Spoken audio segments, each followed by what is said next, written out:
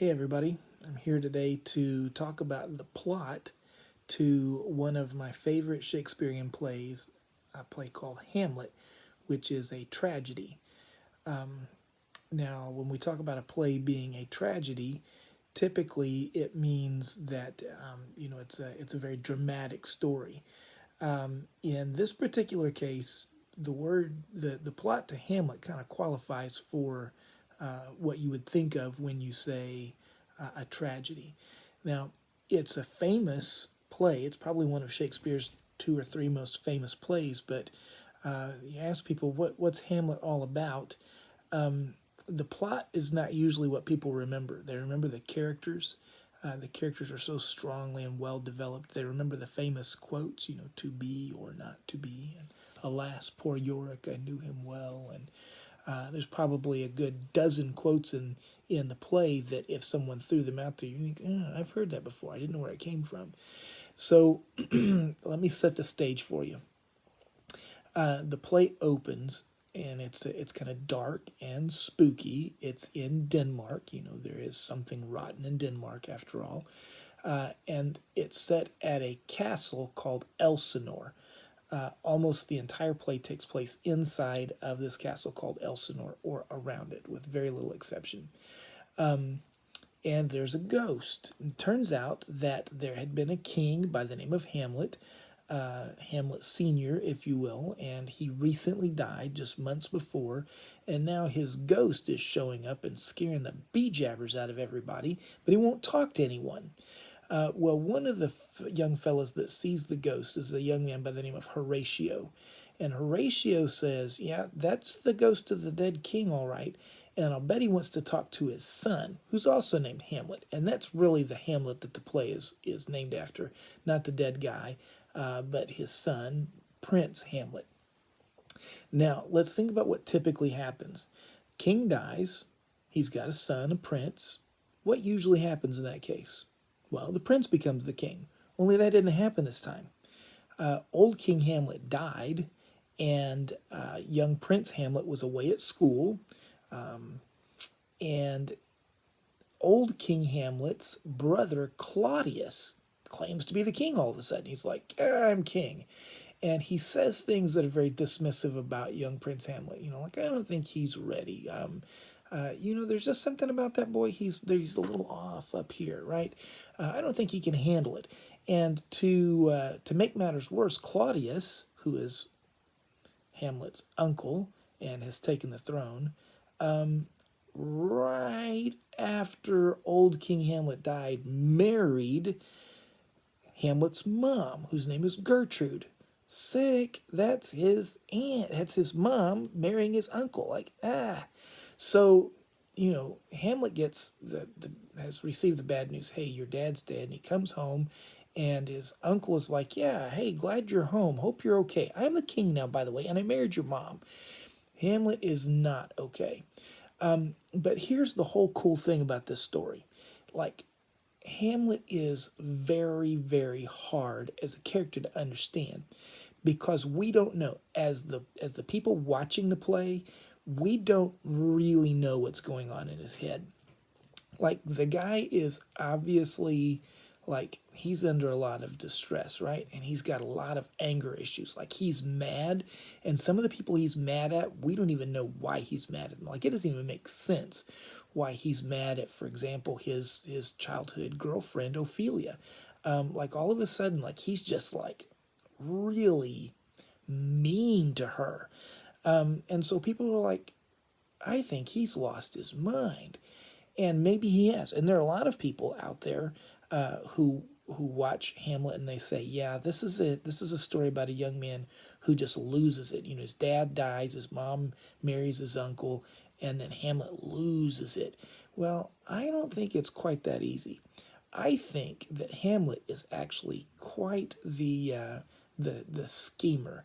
My personal opinion, I'm not the only one out there, obviously. This is like a way of thinking of the play, is that Hamlet, from the very beginning, when he first sees his dad, like, he had a sneaking suspicion when he came home, like, I thought something was crazy about this. And then the ghost of his dad is like, yeah, your uncle did this to you, and first he murdered me, and then he married your mom, and then he's taken the throne. And so I think that Hamlet is kind of scheming, like from the very beginning. And one of the ways that he schemes is he doesn't want anybody to know what's going on inside his head. So he throws everybody off. Hamlet soon trusts no one. Like he has no one that he can turn to. There are those who would do anything for him. His friend Horatio, his sometime girlfriend Ophelia, who is like secretly madly in love with him, but her dad is like, you stay away from that boy, he's crazy. And her brother's like, I hate that boy, your ex-boyfriend is crazy. And she's like, yeah, but I really, really love him down deep in my heart. And Hamlet is like walls up to everybody. Well, Claudius, the new king, and Gertrude, Hamlet's mom, are kind of talking this over. And they're like, he won't open up to us. Like, he won't tell us what's going on. So they come up with this great plot. They're going to reach out to his best buddies from growing up, like the kids he went to school with. Two in particular, who are always like hysterical. They're full of fun. They play sports. They're like, back in the good old days when Hamlet was just happy-go-lucky and loving life, like he loved to spend time with no one more than two guys by the name of Rosencrantz and Guildenstern. So these two guys are summoned, and so Claudius and Gertrude call him aside, and they're like, we think Hamlet's losing his mind, but we just want you to hang out with him and then come tell us every once in a while what you think. Is he really losing his mind? Is he plotting revenge? Is he going to try to kill Claudius because of what Claudius did? So Rosencrantz and Guildenstern, who should be Hamlet's best buddies and who should be like completely trustworthy, they should go to Hamlet like, hey man, just talking to your mom and stepdad, and they're trying to get us to spy on you. That's what they should have done, but they didn't. Like, they actually were like, yeah, that sounds like a great idea. We'll act like everything's fine, like we're his best buddies ever, and then we'll come tell you everything that he says. Hamlet figures this out fast. Like, his high school buddies are now spying on him to his mom and his stepdad. This is not going to go well at all. Okay, so Hamlet's stuck there in the castle of Elsinore, and everybody's like, oh, this guy's a ticking time bomb. What are we going to do about Hamlet? But Hamlet is like hyperactive. Like, his mouth won't stop. Like, that's part of the craziness to this character, is that like he's just babbling nonstop, and they can't tell, like, what does he mean by that? What does he mean by that?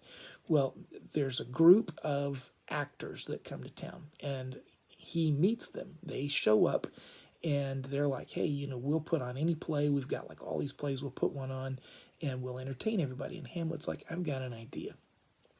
So he's got this secret interaction with these players. Players is what you call people who are in, putting on a play. He said, I want you to do this play, and I'm going to describe it for you. It's kind of a pantomime, right? Well, he describes for them the murder of his father as the ghost of his father had explained it. And this is kind of a weird thing. The ghost had said, my brother Claudius poisoned me by pouring poison into my ear. Now, we don't typically pour poison into people's ears, but that's what old Hamlet Sr. said. That's how he said he died. And so Prince Hamlet says to the players, I want you to just get up there, don't say a word, like complete pantomime. Get up there and, pretend like you're the king, and then, let's go through this whole murder scene, and I'm going to watch, he's thinking, I'm going to watch how mom and stepdad behave. So he calls everybody, he's like, hey, there are these actors in town. They're going to put a play on for us after dinner tonight. And like, he's acting like he's good old happy, normal Hamlet. And everyone's like, something's up. This kid is whack. Okay.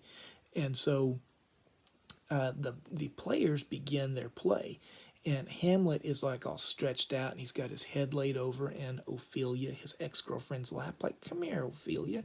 But like he's saying mean things to her, right? Like he's acting all sweet, but like he's hinting at really mean things to her. And she's like, this girl is like, she didn't know what to do, okay? Ophelia is like, her feelings are torn about this boy. Well, sure enough, the players put on this play, and they're pantomiming and pouring poison, and the king dies, and then the guy that just poisoned the king turns around and kisses the queen.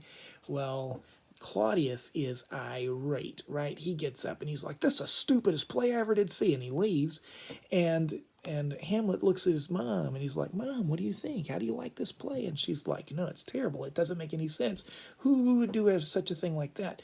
And Hamlet has this famous line where he says, "Methinks the woman doth protest too much," right? In other words, I think by the way she's saying, no, this doesn't make any sense, like it really does make sense. So this little scene here convinces Hamlet that the ghost was telling him the truth. Yes, Claudius, my stepdad, did kill my dad, and therefore he must die. Like he makes up his mind, he's gonna die, right? So Hamlet is trying to act real nonchalant, like everything's normal, but like he's got his sword with him, and the minute that he gets an opportunity, he's going to kill Claudius. Well, the first time that he sees Claudius going off all by himself, Hamlet's like, I'm going to go kill that guy. Well, where does Claudius go? Claudius goes into the chapel and kneels at the altar and begins to pray, like he's pouring his sins out before God. And Hamlet is got his sword, and he's like, I can't. He has this thought. Of course, you know what his thoughts are because he's talking them out loud all the time. And he says, if I kill him now, after he's up there like repenting of all of his sins, if I kill him now, he's going to go to heaven. But can't have that. I've got to catch him sinning. And when I catch him sinning, I'm going to kill him right then. And that way, you know what I'm saying? You know what I'm saying? So Hamlet goes to his mom's room. This is the first time he's talked to Mom since the play. And he's like, Mom, you're just as guilty as Claudius is. This is a horrible thing. And you've got to pay for your crimes too. Well, what Hamlet didn't realize is that before he walked into his mom, Gertrude's room, she had been talking with the king's most trusted advisor, Polonius, okay? Polonius happens to be the dad to Ophelia, Hamlet's girlfriend. And Polonius does not like Hamlet, right? I don't know why, whether it's, I just don't like you dating my daughter, or whether it's, he just really wants Claudius to be the king. But he'd been in there, Polonius and Gertrude had been there talking, going like, pss, pss, pss, whispering, like, your son's dangerous. We got to do something about him. This can't continue. It's just not a good thing. Polonius has told Ophelia, you don't have anything to do with that boy. Polonius has a son by the name of Laertes. Laertes is kind of a hothead, but once upon a time, he and Hamlet were pretty good friends too. But Polonius has said to Gertrude, I've sent Laertes off to school. Like he's gone to France to go to school. I just don't want him around right now. He's told Ophelia, don't be around Hamlet at all. So this is what the conversation is that they're having, and Hamlet comes barging into his mom's room. Well, Polonius, he hides behind the curtain. He's like, oh man, I don't want to be caught in here talking bad things about Hamlet. So he hides behind the curtain, and he hears Hamlet like losing it on his mom. Like Hamlet is blowing up, right? Like, you're just as guilty as Claudius, and you gotta pay the same price. And like, okay, this guy is losing it. Nobody can tell like what he's gonna do next. And Gertrude is like, my son. She's scared to death of him. And Polonius starts screaming, help, help, where he's hiding behind the curtain. And Hamlet thinks, Claudius is in here. And pulls his sword out, and he thinks, well, he's not praying this time, and he shouldn't be in my mom's bedroom anyway, so He counts this as a sin, and he runs over and he stabs Polonius through the curtain, kills him graveyard dead, thinking he's killing Claudius, okay? Pulls back the curtain and it's the wrong dude. It's his girlfriend's dad. And he's like, well, he was probably in on it too. And so now you got an issue because Ophelia was a daddy's girl, right? She loved her daddy. And as much as she loved and worshipped Hamlet, she's been really afraid of Hamlet. And her dad has said, stay away from Hamlet. So she's like trying to stay away from Hamlet. And then she realizes that Hamlet, her boyfriend, has killed her dad. Ophelia has a complete mental breakdown. Like this girl, like she's losing her mind. Okay. Well, the situation is pretty dire. It's getting crazy.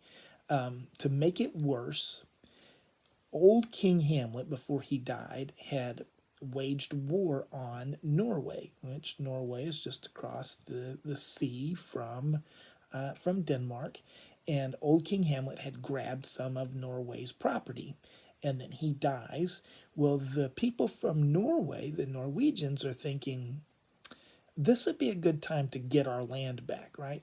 So there's an army gathering, and people are coming in like, you all need to be focused. We're getting ready to go to war, but nobody's focused on war. Nobody's focused on war, right? Now Gertrude, who has just seen her son lose his mind on her and kill Polonius, is telling Claudius, I can't trust this guy. Like we're not safe. Something bad's going to happen if he stays in Elsinore. You got to get him out of here. So with the idea that war is coming, Claudius says, well, I've got the perfect plan. I'm going to send him with Rosencrantz and Guildenstern to England. And it's going to be like, Hamlet, if there's going to be a war, like, man, you're too important to take a chance on. If something happens to me, you would be the one who would become king. So we got to keep you safe. We're going to send you to England, right? And so, Rosencrantz and Guildenstern are going to go with Hamlet, and they're going to get in a boat, and they're going to sail to England. Only it's a trick. Claudius now is scared to death of Hamlet, right? He is determined. This kid's got to die. So what does he do? He writes a letter, and in it says, dear friends in England, this is your old buddy Claudius. My stepson Hamlet has lost his mind. Please kill him. As soon as you read this letter, please kill him. For me, I will be forever indebted to you. Thanks. That's the letter. And Hamlet is going to England with Rosencrantz and Guildenstern. Now remember, he doesn't trust anybody. And so he finds the letter with Rosencrantz and Guildenstern, who know what's going on, right? They're in this too. And so Hamlet finds the letter, and he just gets a little white out, and he scratches out his name and changes it so that it says, dear English friends, please kill Rosencrantz and Guildenstern. Well, he seals the letter back, gives it to him, and then he takes off and heads back toward Elsinore. And of course, Rosencrantz and Guildenstern, when they arrive in England, they deliver the letter, and the letter says, please kill these guys. And so Rosencrantz and Guildenstern are killed. There's a famous play, little aside here, famous play called Rosencrantz and Guildenstern Are Dead. Now, it wasn't written by Shakespeare, but what it does is it follows the story of Rosencrantz and Guildenstern, who they are hilarious. These guys are goofballs, right? They're characters in Hamlet, but they disappear for huge portions of time. Like they're there and they're joking and they're like, Hamlet, hey, you're our buddy. And then they're gone for whole scenes. Well, somebody imagine, what were they up to? And they wrote this whole play about Rosencrantz and Guildenstern. And there's big portions of the play Hamlet in that play, but then when Rosencrantz and Guildenstern exit Hamlet, their story keeps going. I just threw that in there for free because it's a wonderful play. Great play. Well, Hamlet heads back to Denmark, and so Rosencrantz and Guildenstern are dead. Polonius is dead. Laertes, remember, this is Ophelia's brother who was off in France. Laertes has come home, found out his dad was dead, so he travels home. And when he gets back to Denmark, he is told by Claudius, yeah, Hamlet killed your dad. And so Laertes, who is Hamlet's age, probably a lot tougher than Hamlet, but about the same age, is determined now to kill him. And so that gets Claudius to thinking, because Claudius's whole idea of, hey, English people kill Hamlet. And then Hamlet shows up and he's not dead, and Rosencrantz and Guildenstern are dead. Claudius knows, okay, that the plot is going. So you've got this new shift in the relationship where Claudius and Hamlet continue to act politely to each other, but now they both know the other one's trying to kill me, right? Well, so Hamlet is freshly returned from his trip to England, and he sees these grave diggers, and they're out like digging a grave, and they've accidentally like dug up a skeleton of somebody, and Hamlet walks over to see who it is, and when he sees it, he realizes that it's a fellow by the name of Yorick, the dead body, right? He's got this skull. So when you see pictures of Hamlet, he's almost always talking to a skull. Who is a skull? It's Yorick. Yorick was a fella who had been like a court jester, but had been really nice to him when he was a boy. And so Hamlet is like reflecting on, he's like talking to himself and remembering back in the good old days, back before my uncle killed my dad, and back when life was innocent, and back when I could trust my friends Rosencrantz and Guildenstern. He's just kind of missing the simplicity of life. He's sitting there talking to Yorick's skull like, man, I wish I could go back to those days. And at that moment, while he's in the cemetery, the funeral procession passes by, and he's like, who died? And he looks over, and it's his girlfriend Ophelia, who has drowned herself with grief, right? Her dad is dead. That was terrible. Her brother has come back, and her brother's determined to kill Hamlet. The girl just lost it, and she drowned herself. A lot of famous paintings, if you look at images of Ophelia, there's this girl who's like painted.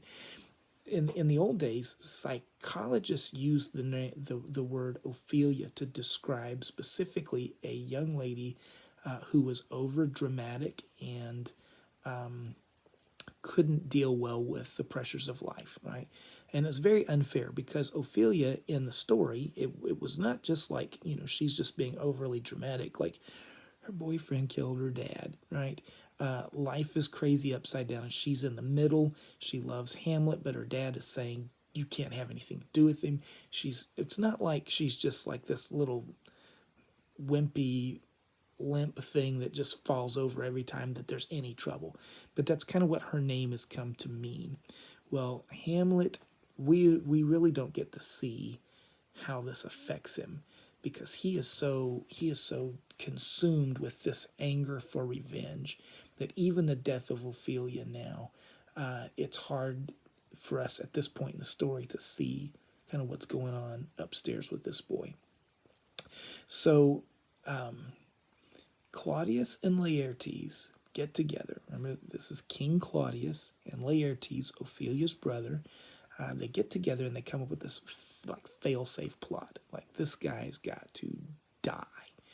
And so what's going to happen is Laertes is going to challenge Hamlet to a duel. Only it's not going to be fair. The blade of Laertes' sword is going to be soaked in a horrible poison, so that even if Hamlet is just scratched, the poison is going to kill him, right? Hamlet, of course, doesn't know this. And Claudius is thinking, yeah, well, Hamlet's pretty good with a sword. What if he just straight up kills Laertes and he doesn't get hurt? He has this great idea. He's going to have this glass, this goblet that's there, and he's going to give it, the winner. And if Hamlet is the winner, he'll hand him this goblet, and of course it has poison in it. So everybody in Elsinore, everybody who's like left in Elsinore, comes together to watch this duel, and it's a horrible fight, and it lasts and it lasts and it lasts and it lasts and it lasts. You know who's not in on the plot? Hamlet's mom, Gertrude. She doesn't know any of this. All she knows is her crazy son is fighting a duel. And she gets really nervous. She comes in and she sits down, and of course she's nervous. She wants her son to survive. As crazy as he's been and as afraid of him as she is, she wants Hamlet to survive. And in her nervousness, and everybody focused in, like, really focused on the fight, the sword's like, she reaches over and grabs the goblet of poison and drinks it and dies right in the middle of the sword fight. Like the queen just goes down to the ground. She goes. So Hamlet and Laertes are still sword fighting, right? They're like, and Hamlet's like, of course, he just watched his mom die. He's not quite up to himself. It kind of throws him off. And Laertes gets a good stab in with the poisoned sword.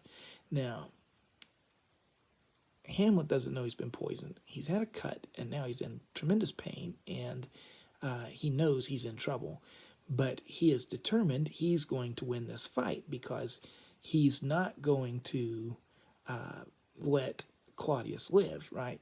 Laertes is kind of there fighting him, but he's thinking, when I get rid of Laertes, I'm going to take care of Claudius. Well, they have this tremendous clash, and their swords fall to the ground, and they grab at the first sword they can. And so Hamlet grabs the sword with the poison in it. Now, he's dying, but he's still fighting, right? And he gets Laertes with the poisoned sword. And so Laertes seems to fade a little faster than Hamlet does. Now, they're both poisoned. They're both like, and Hamlet drops his sword and he goes over to Laertes and he's like grabbing him up. Because remember, they were buddies when they were kids. They grew up buddies together, and he's like,